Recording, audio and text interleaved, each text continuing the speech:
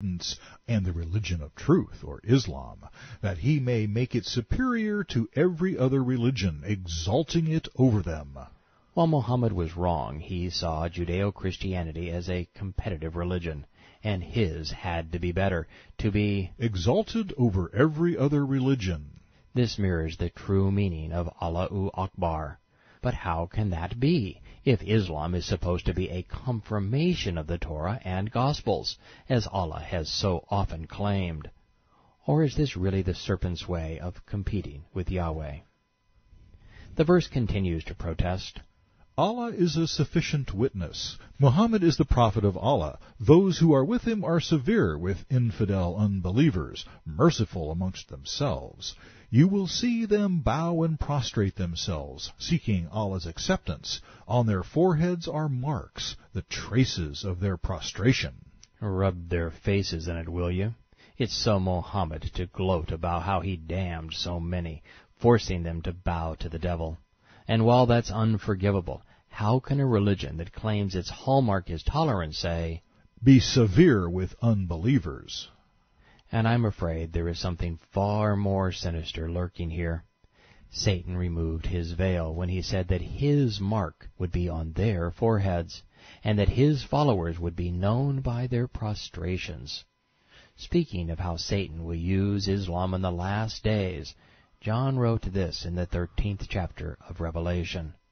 I saw another, he used the Greek word therion, poisonous and destructive beast, coming up out of the earth. He had 2 horns like a lamb, that making him a violent counterfeit of the Messiah. And he spoke as a serpent, a devil or demon.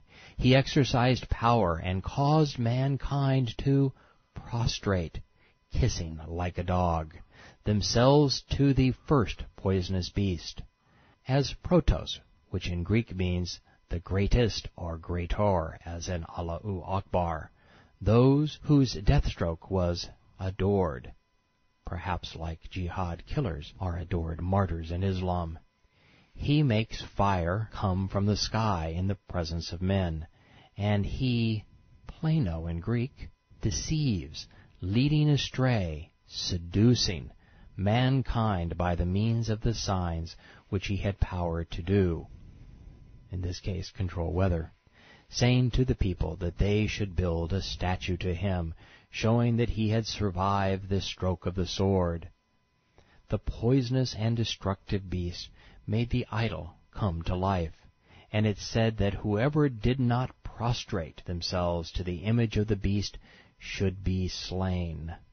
And he requires all, small and great, rich and poor.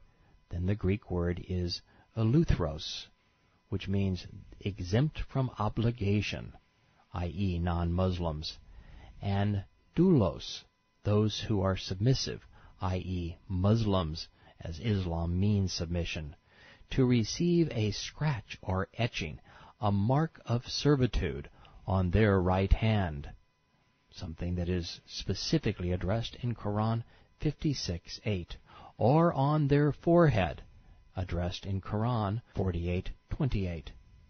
No man may buy or sell except those who have the scratch or mark of servitude of the authority or character of the poisonous and destructive beast, or the number of his authority. Let him with understanding calculate the number or reckoning of the beast, for it is the number of man, and his number is 666. Rather than invent a new dogma to oppress mankind, the Antichrist and his false prophet will use Islam.